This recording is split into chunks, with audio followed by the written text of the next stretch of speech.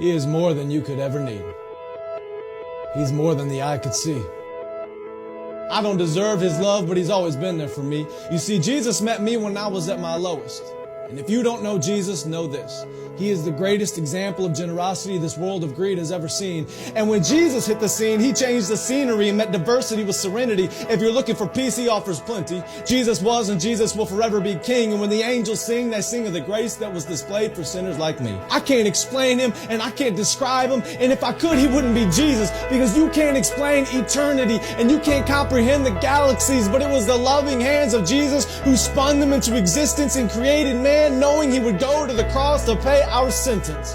There was a certificate of judgment with a period after the sentence, and we were sentenced to death long before He said, "It is finished." He is a father to the orphan, a shelter for the homeless, a hiding place for the abused, and an anchor for our storms. He stormed the gates of hell and came out on top, and the power of His gospel cannot be stopped, even when the world tries.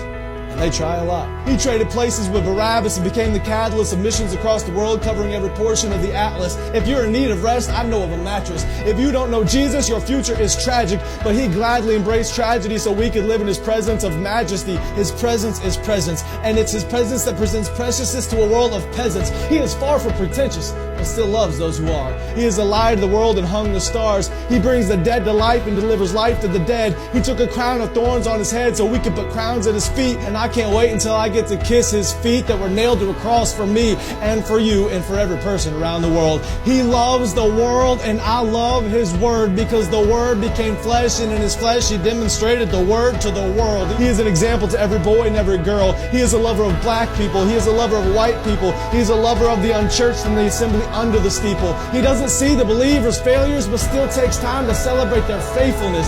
It's the power of the Spirit that enables us and gives us boldness when the world labels us.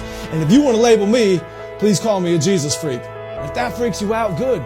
Because it's better to be good with God than to fight being misunderstood by a world that could never understand. So let it be understood that I don't worship man. We worship Jesus. And although He doesn't need us, He still sees us and pleads with us to run to the cross where He bled for us. His heart bleeds for us. His heart grieves for us, but still graciously grants us a pardon for our treason in a season where the world tries to explain away the work of the Spirit with human reasoning. There is a reason they can't. Because the Spirit is like the wind, and the wind cannot be seen.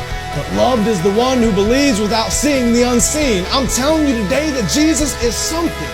He's something more. He's something great. And if you want to know Him, you don't have to wait. He stands at the narrow path with a key to the gate, and you only have to reach out and embrace His grace. I don't care who's president. I have a King who is always present. I don't care who holds me